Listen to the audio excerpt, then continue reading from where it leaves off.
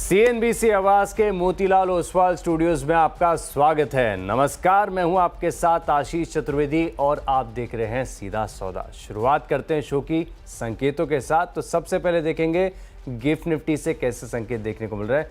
तो कमजोरी यहां पर देखने को मिल रही है और वैसे भी जो मंगलवार का भी सत्र था ये थोड़ा सा कमजोरी के साइड पर ही था। अब 64-65 अंकों की गिरावट यहां पर आपको देखने को मिल रही है। लेकिन यूएस के मार्केट्स में अगर आप देखें, हालांकि कोई सिंक खास बचा नहीं है। यूएस के मार्केट्स में और भारतीय बाजारों में तालमेल अब ना के बराबर हो चुका है, लगभग खत्म ही हो चुका है। लेकिन एक बार के लिए समझ लेते हैं कि वहां से किस प्रकार के संकेत आपको देखने को मिले। तो हरियाली देखने को मिली है और अक्रॉस और फ्यूचर्स में भी अगर आप देखें तो बड़ा फ्लैट सा ट्रेड है। हालांकि नास्डैक थोड़ा सा नीचे है, एसएनपी ये भी नीचे है, डाउ बिल्कुल सपाट ट्रेड कर रहा है। और जो स्पॉट की क्लोजिंग यहाँ पर आपको देखने को मिली थी यूएस मार्केट्स की, वो थोड़ी सी कंपैरेटिवली बेटर देखने को मिली थी। कच्चे तेल में इनिशियल सर्ज मंगलवार को थोड़ा सा देखने को मिला, लेकिन फिर बैक टू पवेलियन कोई खास ऐसे बड़े मूव्स यहाँ पर देखने को नहीं मिल रहे।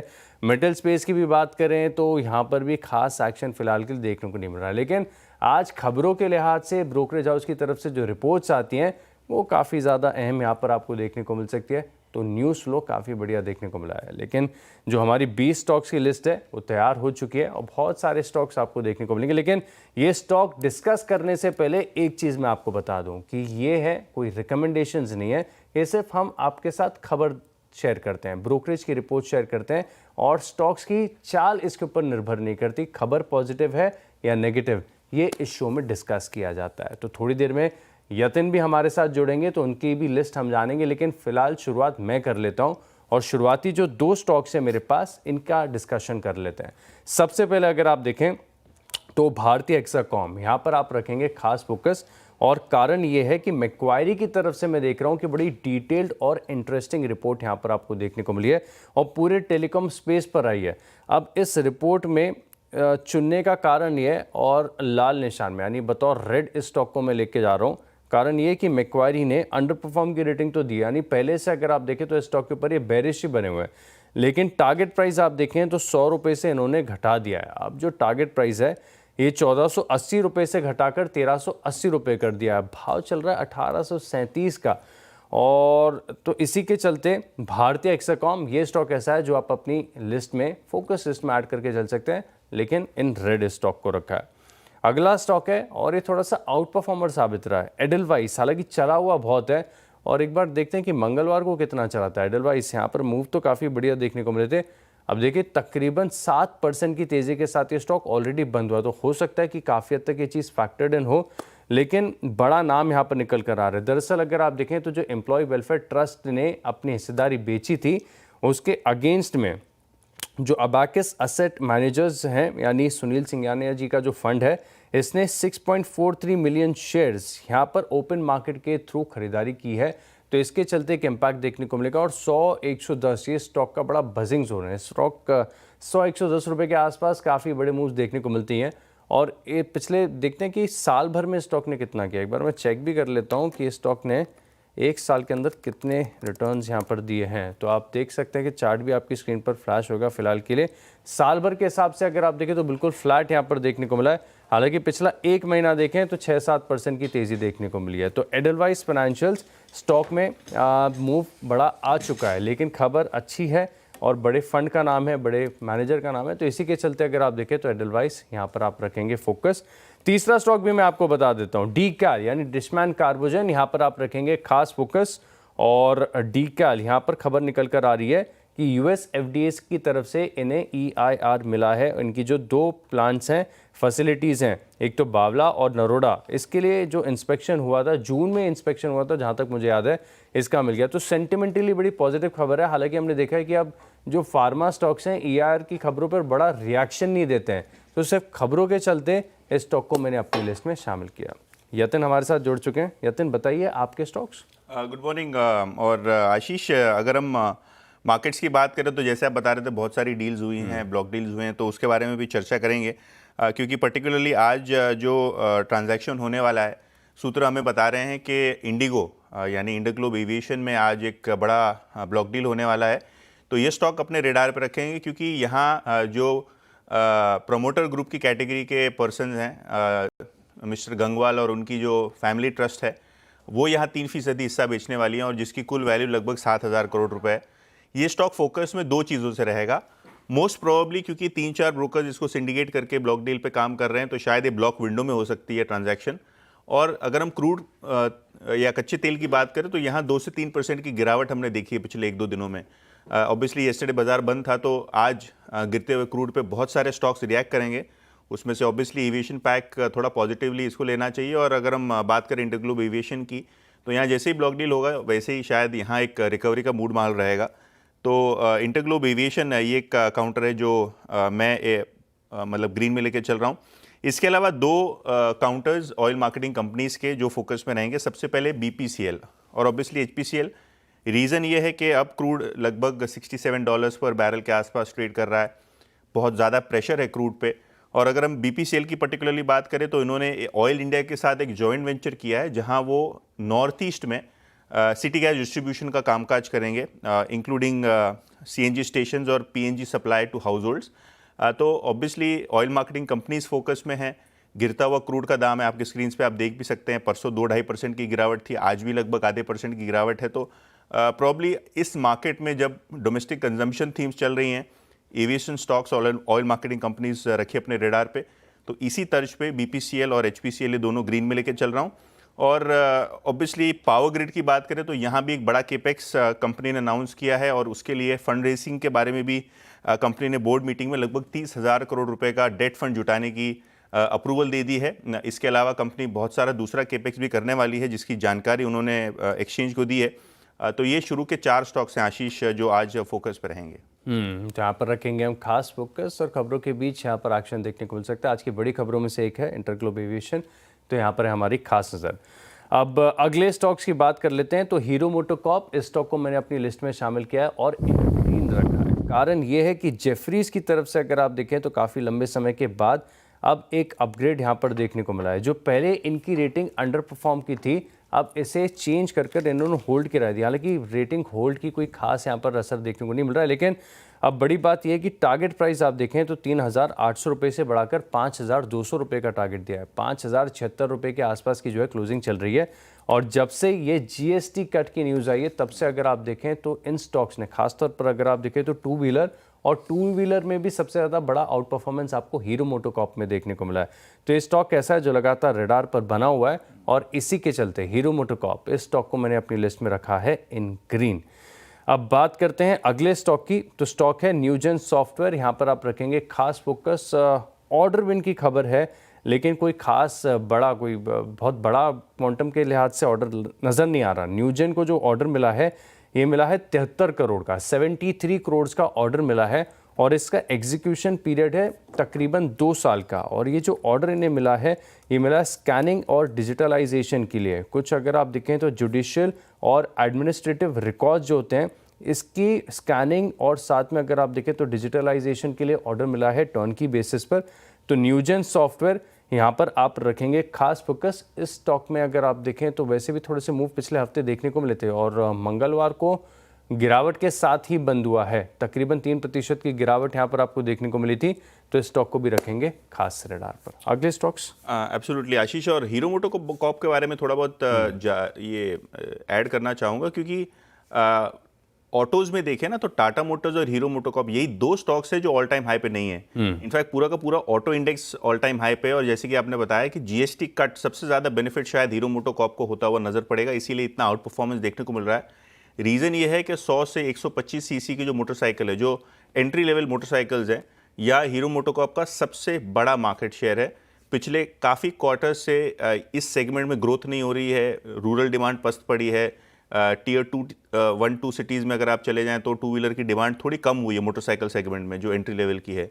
तो शायद आप जैसे बता रहे हैं, हीरो मोटोकॉर्प क्लियरली एक स्टॉक है जो फोकस पे रहेगा और ऑब्वियसली ऑल टाइम हाई से थोड़ा दूर है। तो देखते हैं इस जीएसटी कट पे 100 और 125 सीसी के लिए पर्टिकुलरली क्या योजना सरकार लेके आती है। लेकिन आज दूसरे 2 स्टॉक्स जो फोकस में हैं, उनमें बायोकॉन, ये स्टॉक फोकस में रहेगा क्योंकि इनको एक अप्रूवल मिला है यूएस एफडीए से। अगर हम बात करें पर्टिकुलरली इस कंपनी की, तो हमने देखा है कि काफ़ी मांग इनकी डायबिटिक पोर्टफोलियो की बढ़ती हुई नज़र पड़ रही है। इनके जो बायोलॉजिक्स बिजनेस है, इनको काफ़ी सारा अहमियत रिसेंटली मिला है और ब्लड शुगर की एक दवा है जिसके लिए इनको टाइप 2 डायबिटीज़ ट्रीट करने के लिए यूएस एफडीए की मंजूरी मिली है। तो काफ़ी इंपॉर्टेंट है क्योंकि ये यूएस एफडीए का अप्रूवल है और यूएस भारत से सेकेंड लार्जेस्ट मार्केट है डायबिटीज़ के लिए, उनसे जुड़ी दवाओं के लिए। तो ऑब्वियसली बायोकॉन का स्टॉक आज फोकस पर रहेगा। और ऐसे भी देखिए जब मार्केट थोड़ा साइडवेज है, थोड़ा एक प्रेशर पॉइंट पे है, फार्मा को एग्जेम्पशन मिला हुआ है यूएस टैरिफ से, तो लोग ये सारे स्टॉक्स पे फोकस करना चाह रहे हैं और कहीं ना कहीं ये जो अहम अप्रूवल मिल रहे हैं बायोकॉन को, उसके चलते आज ये स्टॉक फोकस पे है। और जो छठा स्टॉक मेरे लिस्ट पे है वो है एनएलसी इंडिया, यानी नेवली लिग्नाइट। पावर सेक्टर से जुड़ी हुई कंपनी है और रिसेंटली इन्होंने 300 मेगावाट के सोलार प्रोजेक्ट्स को कमीशन किया है।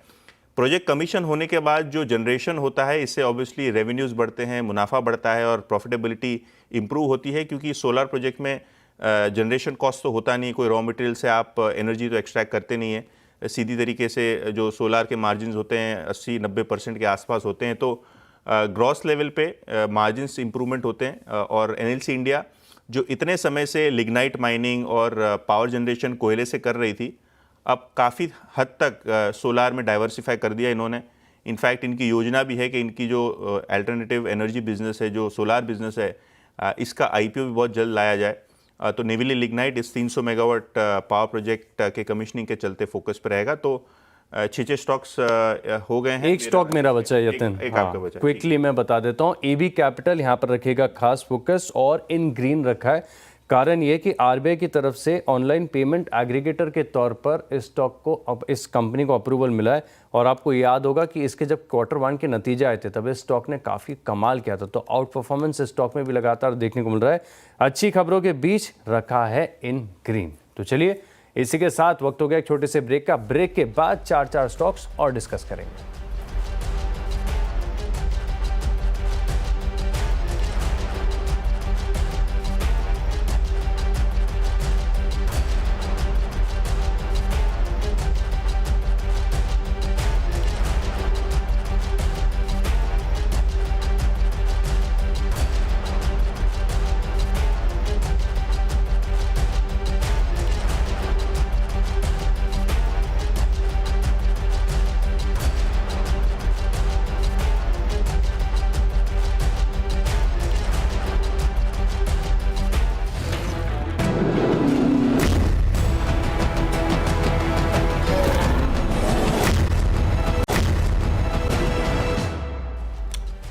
चलिए ब्रेक के बाद आपका स्वागत है। कुछ और स्टॉक्स की बात कर लेते हैं। अगला जो स्टॉक है मेरी लिस्ट में वो है जी एंटरटेनमेंट। यहाँ पर आप रखेंगे फोकस और इन रेड रखा है। स्टॉक ने अगर आप देखें तो निवेशकों को काफ़ी ज़्यादा निराश किया है। लगातार जो न्यूज़ फ्लो यहाँ पर निकल कर आ रहा है, एक तो टॉप ऑर्डर पर जो है स्टेबिलिटी यहाँ पर नज़र नहीं आ रही। अब मुझे याद है कि जब यहाँ पर चीफ ग्रोथ ऑफिसर का अपॉइंटमेंट किया गया था तो बड़ा हाइप था कि स्टॉक में अगर आप देखें तो रीबाउंड आ जाएगा, कंपनी में रिवाइवल यहाँ पर देखने को मिलेगा। लेकिन अब खबर निकल कर आ रही है कि जो आशीष सहगल हैं इन्होंने रिज़ाइन कर दिया है चीफ ग्रोथ ऑफिसर के पद से। तो इसी के चलते अगर आप देखें तो सेंटिमेंटली थोड़ी सी नेगेटिव साइड पर खबर लग रही है। स्टॉक तो लगातार नीचे चल रहा है 118 रुपये। हालांकि थोड़ा सा इनिशियल बाउंस आया था, लेकिन मंगलवार के सत्र में अगर आप देखें तो स्टॉक ने थोड़ी सी गिरावट ही दिखाई 2% की। तो जी एंटरटेनमेंट इन रेड रखा है इस स्टॉक को। इसके अलावा अगर आप देखें तो मार्केट थोड़ा सा नीचे लग रहा है, थोड़ा सा नर्वस है। 60-62 अंकों की गिरावट यहाँ पर आपको देखने को मिल रही है। मंगलवार का सत्र भी अगर आप देखें तो ज़्यादातर स्टॉक्स ऐसे थे, खासतौर पर एफएनओ की जो ब्रेथ थी मंगलवार की बड़ी नेगेटिव साइड पर देखने को मिली थी। अधिकतर स्टॉक्स ऐसे थे जहाँ पर गिरावट थी। तो इसी के चलते कुछ इन रेड वाले स्टॉक्स भी अपनी लिस्ट में शामिल करने का प्रयास किया है। इनमें से एक है आरईसी लिमिटेड। आरईसी और पीएफसी दोनों के चार्ट पर अगर आप देखें तो वीकनेस आपको नजर आएगी। और खास बात है कि जो छोटे टाइम फ्रेम के चार्ट से सिर्फ यही नहीं, अगर आप वीकली चार्ट भी देखेंगे तो यहाँ पर वीकनेस साफ नजर आ रही है। तो इसी के चलते अगर आप देखें तो 3% की गिरावट मंगलवार को भी इस स्टॉक में देखने को मिली। तो स्ट्रक्चरल ओवरऑल काफ़ी ज़्यादा फ्रजाइल, काफ़ी ज़्यादा कमज़ोर हो चुका है। तो आरईसी इस स्टॉक को रखा है इन रेड। तो चलिए आरईसी ये काउंटर थोड़ा बहुत ऐसे भी वीक हो चला है, एक रेंज में कर रहा है काम। और ट्यूसडे के सेशन में देखें तो स्टॉक बिल्कुल डेज लो पे बंद हुआ था 3% नीचे। लेकिन एनबीएफसी से अगर हम बैंक स्टॉक्स की बात करें तो आज वहाँ फोकस बनता हुआ नज़र पड़ेगा। रिपोर्ट सजेस्ट कर रही हैं कि सीसीआई ने जेपी एसोसिएट्स का एक्विजिशन जो अदानी ग्रुप करने वाला है इसको हरी झंडी दे दी है। यानी जो सीसीआई का इम्पॉर्टेंट अप्रूवल था डील के लिए वो क्लियर हो गया है। ऑब्वियसली अब अदानी ग्रुप काफ़ी नज़दीक पहुंच गया है जेपी एसोसिएट्स में कंट्रोल लेने के लिए। जो आईबीसी यानी जो बैंक्रप्सी कोड है उसके अंदर इन्होंने यहाँ एक्विजिशन अनाउंस किया था। तो आज बैंक स्टॉक्स फोकस पे रहेंगे। अगर हम जेपी एसोसिएट्स की बात करें तो आईसीआईसीआई बैंक और एसबीआई ये दो बड़े लेंडर्स थे जेपी एसोसिएट्स के लिए। खास करके आईसीआईसीआई बैंक का एक कंसोर्शियम था। तो ये दोनों बैंक्स जो हैं आज फोकस में रहेंगी, क्योंकि जैसे ही ये एक्विजिशन कंप्लीट होगा बैंक के पास हेयर कट के बाद पैसे आना शुरू हो जाएंगे। प्रोविजन रिवर्सल हो सकते हैं, प्रॉफिटेबिलिटी में इंप्रूवमेंट हो सकती है, क्योंकि बहुत ज़्यादा प्रोविजनिंग जेपी ग्रुप को लेके बैंकों ने किए हैं। तो इसके लिए पर्टिकुलरली आईसीआईसीआई बैंक और एसबीआई ये दोनों स्टॉक्स ग्रीन में लेके चल रहा हूँ।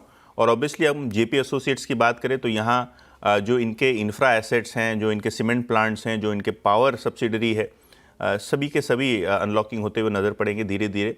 तो देखते हैं ये जो ट्रांजैक्शन है अब कितनी जल्दी क्लोज होता है अदानी ग्रुप के द्वारा, क्योंकि सीसीआई अप्रूवल के बाद मुझे नहीं लगता कोई मेजर अप्रूवल अब बचा है पूरे ट्रांजैक्शन के लिए। तो आज आईसीआईसीआई बैंक और एसबीआई ये दोनों काउंटर्स ग्रीन में रहेंगे और अपने रडार पर रहेंगे। तो इन ग्रीन है, इन रडार हैं, दोनों स्टॉक्स यहाँ पर रखेंगे फोकस। और आईसीआईसीआई बैंक शायद यहाँ पर अगर आप देखें तो एनुअल रिपोर्ट के ऊपर कोई विदेशी ब्रोकरेज हाउस की तरफ से रिपोर्ट भी आई है। हाँ, और वो शायद वो लोन को लेकर थोड़े से कंफर्ट नहीं है, जो बता रहे कि एनपीएल जो है इनके ये काफ़ी हाइस पर चल रहे हैं। और एसएमई में जो एक्सपोजर है उसकी भी बात करें, हालांकि बाद में इसके ऊपर चर्चा करेंगे, लेकिन आईसीआईसीआई बैंक इस स्टॉक को भी आप अपनी लिस्ट में शामिल करके चल सकते हैं। इसके अलावा अगर आप देखें तो आरईसी के बाद बिरला सॉफ्ट यानी बी सॉफ्ट यहाँ पर आप रखेंगे फोकस। और आईटी स्टॉक्स में भी अगर आप देखें तो लगातार नर्वसनेस देखने को मिल रही है। खासतौर पर अगर आप देखें तो दिग्गज यानी टीसीएस, इन्फोसिस ये तो भी थोड़ा सा बेटर कर रहे हैं, लेकिन बिरला सॉफ्ट पूरे आईटी पैक में, और इसी शो के दौरान काफ़ी समय पहले भी स्टॉक की चर्चा की थी, ये बड़ा वीक चार्ट लग रहा है। बाकी सब में थोड़े से रिबाउंड है, रिवर्सल के संकेत हैं, किसी दिन तेज़ी आ जाती है, लेकिन बिरला सॉफ्ट अगर आप देखें तो बिल्कुल सिर्फ और सिर्फ वीकनेस ही यहाँ पर चार्ट्स पर इंडिकेट कर रहा है। इनफैक्ट मंगलवार को भी देखें तो 2.5 से 3% की गिरावट यहाँ पर आपको देखने को मिली थी। तो स्टॉक को अपनी लिस्ट में शामिल कर सकते हैं, या फिर सिर्फ एक बार के लिए नज़र डाल सकते हैं कि ये चार्ट कितना कमज़ोर है। देखने लायक चार्ट है, तो वीकली और डेली दोनों टाइम फ्रेम पर इस स्टॉक पर रखेंगे आप खास फोकस। और आखिरी स्टॉक भी मैं आपको बता देता हूँ, आखिरी स्टॉक है अदानी पोर्ट्स, यहाँ पर आप रखिएगा नज़र। और अदानी पोर्ट्स में अगर आप देखें तो रिपोर्ट आई है मोतीलाल ओसवाल की तरफ से, तो यहाँ पर रखेंगे नज़र। अब रिपोर्ट में अगर आप देखें तो खरीदारी की राय दी गई है, और जो टारगेट प्राइस दिया है 1700 रुपये का दिया है। स्टॉक के करंट भाव के हिसाब से देखें तो काफ़ी ऊँचा टारगेट दिया है, 1320 रुपये, 1317 रुपये प्रिसाइजली भाव चल रहा है। इनकी तरफ से टारगेट 1700 का निकल कर आ रहा है। और कमेंट्री भी अगर आप देखें तो काफ़ी बढ़िया है। ये बता रहे कि जो इनका लॉजिस्टिक्स कारोबार है बड़ी एक्सपोनेंशियली लगातार बढ़ता जा रहा है, तो इसी के चलते इस स्टॉक को इन ग्रीन रखा है। एब्सोल्युटली अदानी ग्रुप के स्टॉक्स फिर से फोकस में। और अदानी पोर्ट्स ये एक फ्लैगशिप कंपनी है अदानी ग्रुप की, जहां आज मोतीलाल ओसवाल का फोकस आता हुआ नज़र पड़ रहा है। लेकिन आखिर के दो स्टॉक्स जो मेरे लिस्ट पे हैं उनमें सबसे पहले आरबीएल बैंक, आईसीआईसीआई बैंक और एसबीआई की तो चर्चा की, लेकिन आज आरबीआई ब्रोकरेजेस के रडार पे है। इन्वेस्टेक की यहाँ खरीदारी की सलाह है 300 रुपये के टारगेट के साथ, यानी जो करंट मार्केट प्राइस है यहाँ से 20% का अपसाइड लगता है इन्वेस्टेक को इस बैंक में पॉसिबल है। दो चीज़ें जो मैनेजमेंट ने हाईलाइट की हैं, सबसे पहले जो इनके रिटर्न ऑन एसेट्स हैं, यानी जो इनकी एसेट बेस है उस पर 1% तक का इन्होंने टारगेट रखा है मार्जिन का। और इसके अलावा एसेट क्वालिटी की बात करें तो यहाँ काफ़ी स्टेबल एनवायरनमेंट देखने को मिल रहा है, खास करके जो इनका हाउसिंग पोर्टफोलियो है। ऑब्वियसली पिछले दिनों काफ़ी चर्चा में रहा है स्टॉक, क्योंकि फंड रेजिंग में लोग ये कह रहे हैं कि कोई बड़ा स्ट्रेटेजिक बैंक आएगा, कोई स्ट्रेटेजिक पार्टनर आएगा विदेशी, जिसके कारण स्टॉक में आपने मोमेंटम देखा है ऑफ लेट। लेकिन हाँ, इन्वेस्टेक की रिपोर्ट है आज, तो स्टॉक शायद आज आपको मोमेंटम में दिखाई पड़े, इसको ग्रीन में लेके चलते हैं। और ऑब्वियसली पॉलीकैब, यहाँ भी आज ब्रोकरेजेस की एक पॉजिटिव रिपोर्ट आई है। जेफरीज की बात करें तो इनकी खरीदारी की सलाह है पॉलीकैब पे, 8,200 रुपये के आसपास का टारगेट है, यानी यहाँ भी अगर हम देखें तो करंट मार्केट प्राइस से लगभग 15-16% की अपसाइड दिखाई पड़ रही है जेफरीज को। 26% की compounded annual growth rate company की रह सकती है एबिटा की FY 28 तक। इसके अलावा अगर हम पिछले 12 क्वार्टर्स की बात करें तो इन्होंने कंसिस्टेंटली इनके केबल एंड वायर बिजनेस में डबल डिजिट ग्रोथ दिखाया, जो काफ़ी इंप्रेसिव है। जेफरीज के हिसाब से। तो जनरली अगर हम बात करें पॉलीकैब की, तो यहाँ भी मोमेंटम रहेगा। यूएस मार्केट्स में ऑब्वियसली इनका एक एक्सपोजर है एक्सपोर्ट्स का, लेकिन क्लियरली अगर हम डोमेस्टिक फेस्टिव सीजन की बात करें तो शायद मांग बढ़ती हुई नज़र पड़े। और रिसेंटली मैनेजमेंट का काफ़ी कॉन्फिडेंस था कि आगे जाके जो इनका स्केल अप है, खास करके जो FMEG बिजनेस है, जो इलेक्ट्रॉनिक्स बिजनेस है, यहाँ भी अच्छे से स्केल अप होगा। तो आरबीएल बैंक और पॉलीकैब ये दोनों ब्रोकरेजेस के रेडार पे हैं और दोनों ही मैं हरे निशान में लेके चल रहा हूँ आशीष। बिल्कुल, तो ये दोनों स्टॉक्स हैं जो आप अपनी लिस्ट में शामिल कर सकते हैं। पॉलीकैब पर काफ़ी शानदार रिपोर्ट, 8,180 रुपये का टारगेट है, 7,036 का भाव चल रहा है, तो यहाँ पर रखेंगे खास नज़र। 10 स्टॉक्स पूरे हो गए स्टॉक्स पूरे। तो चलिए क्विकली एक छोटा सा ब्रेक लेते हैं, उसके बाद देखेंगे रिकैप।